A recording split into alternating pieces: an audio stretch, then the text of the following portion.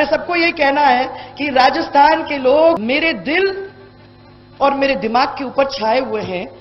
उनके लिए काम करना, उनको आगे बढ़ाना, उनको विकसित करना, ये मेरा सबसे पहले बेटी और बहू के रूप में एक बहुत बड़ी जिम्मेदारी हो जाती है। वो पूरा करने के लिए मैं आपके बीच में हूं। फैक्ट न्यूज में आपका स्वागत। हम समाचारों तक सीमित नहीं है।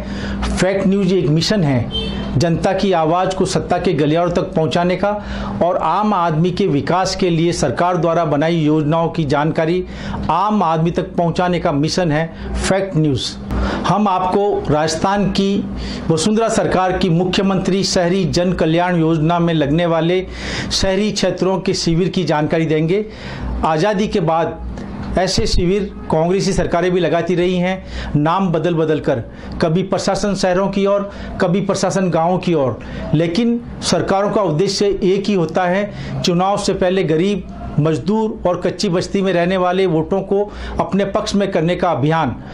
मुख्यमंत्री शहरी जन कल्याण योजना भी चुनाव से पहले कृषि भूमि, सरकारी भूमि और बिना योजना के बने मकानों को नियमित करने, पट्टा बनाने, अतिक्रमण और अवैध सूची से हटाकर मौजूदा सरकार के समर्थन में वोटों को तैयार करने का मिशन है। सरकार की इन्हीं योजनाओं के भरोसे गरीबों, मजदूरों को सस्ते और किस्तों पर भूखंड देकर राजनीतिक पार्टियों से जुड़े भूमाफिया अवैध कब्जे करवाते हैं और चुनाव से पहले सरकार द्वारा ऐसी जन कल्याणकारी योजनाओं से गरीबों को पट्टे मिल जाते हैं और सरकारों को वोट। राजस्थान के कई शहरों में नगर परिषद और यूआईटी गरीबों को सस्ते मकान देने की योजनाएं साथ साथ चला रही हैं। पाली शहर में गत दिनों यूआईटी चेयरमैन संजय ओझा ने मुख्यमंत्री जन आवास योजना में आवेदन लेने शुरू किए।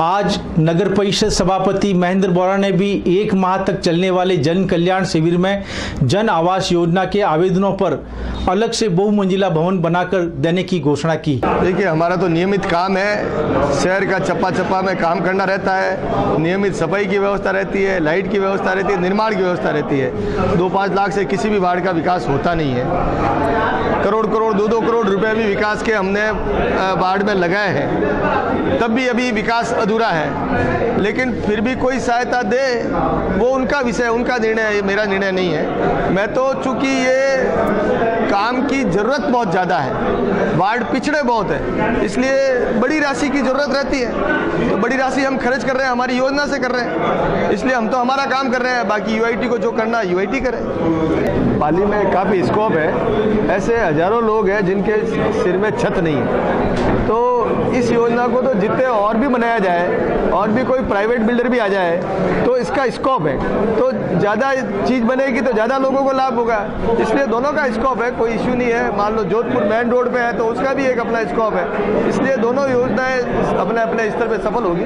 और इसकी आवश्यकता है तो सरकार का तो है कि भाई ये पूरी हो जाए, उसके बाद में और योजना बनाए ताकि और ज़्यादा लोगों को लाभ मिले।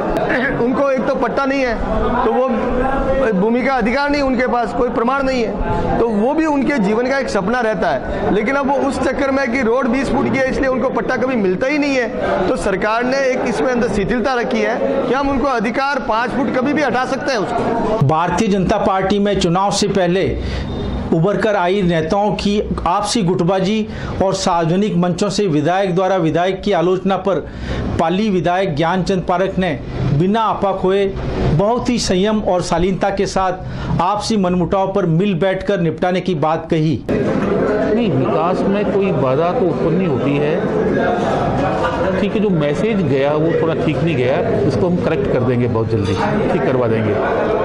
जो बात हमको जहाँ पहुँचानी थी वहाँ हमने पहुँचानी है। जो कुछ हुआ ठीक नहीं हुआ, ये बात सही है। नहीं, पिछले 3 साल से नहीं, कुछ समय से है, उसको ठीक कर देंगे हम। किसी का संरक्षण नहीं, इनकी खुद की खुद नासमझी है, उसकी वजह से ये हो गया, उनको ठीक करेंगे हम।